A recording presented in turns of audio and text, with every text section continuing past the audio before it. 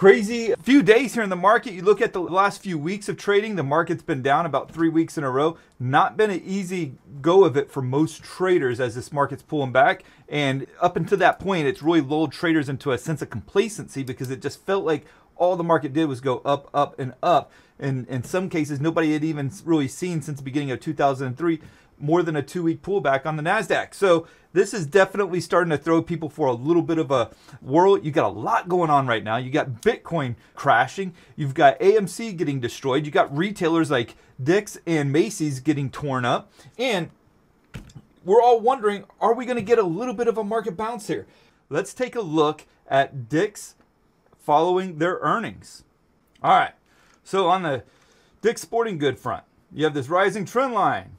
That is demolished, okay? And that didn't happen just yesterday. That happened back in May. But what's been interesting about this broken trend line, this white line off of the May lows of last year, is that how many times it tested it and was rejected by price. So you have this rising trend line that was broken, and on multiple occasions we tested it and it failed. On the DKS front, you also have this short-term rising trend line. What's the point of all this? Because clearly we just blew right through all of this stuff.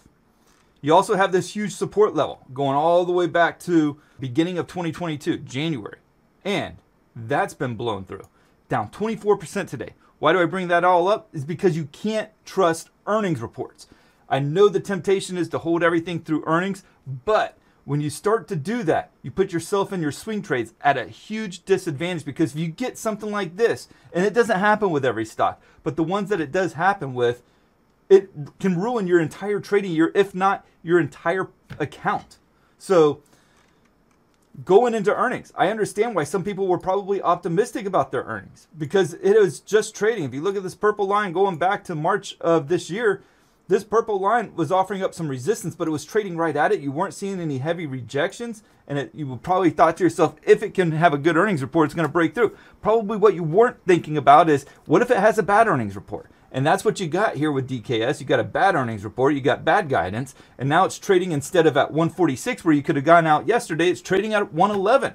And so where does the next level support? There's not a lot. And one of the things that a lot of people will say to me is they'll ask me for my thoughts on a stock after the fact. They get into a stock, they find themselves down 40% because they aren't managing the risk, or 50%, and they said, oh, what did I do here? Well, I know what you should have done, and that's to plan the trade, to manage the risk. And if you're not doing that, when you're down 50%, I don't know what to tell you. I really don't, because at that point, there's really, how do you manage the risk? How do you manage the risk after you're already down 50%? You're already realizing how much risk can be assumed on a trade. And so right now, that's what a lot of people are doing. They're becoming bag holders, and a lot of them will be holding this bag for a very long time. You have essentially like a triple top pattern that's in place here. First top, second top, and third top. I'll even draw it out for you guys here. First top, we'll call this one the second top, and then this is the third top right here.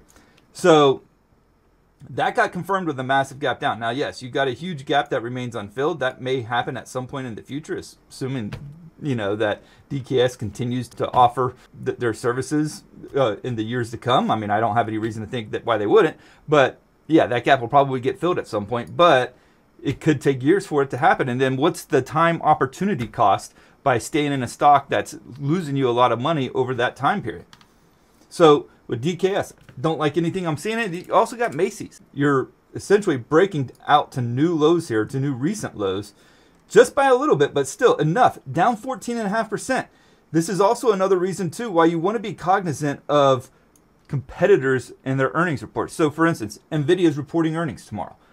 I would be cautious about being in a stock like AMD. Yes, Nvidia could have another blowout earnings like what we saw last go around, where the stock is like 30% higher. That's going to help out a lot of your semiconductor plays. But it's good to be aware of the potential downfalls. If Nvidia disappoints, my gosh, right now they're essentially priced for perfection.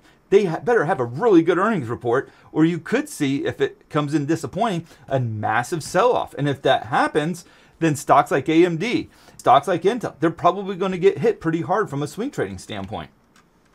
So you want to be aware of competitor earnings, because stocks like KSS, for instance, took a hit today, down 10%. And look at this. We had a rising trend line on Kohl's.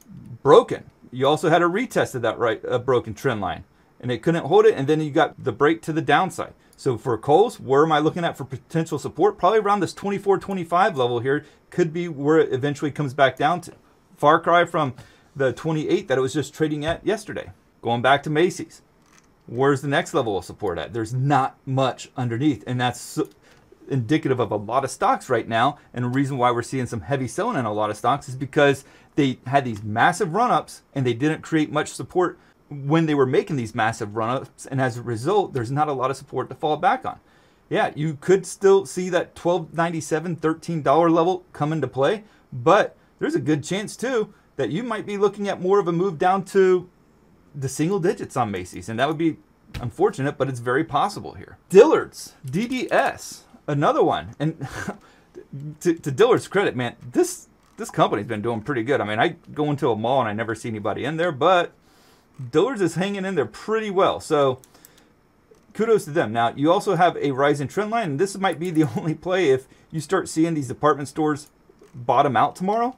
This could be the one to play right here. DDS could try to hold this rising trend line off of 321 and start to bounce higher back into the 350s, 360s, assuming that the market can give us a little bit of a bounce. Market's extremely oversold. I would expect something here pretty soon here. Don't forget to like and subscribe to my channel if you'd like more swing trading tips and analysis of your favorite stocks. Thank you guys, and God bless.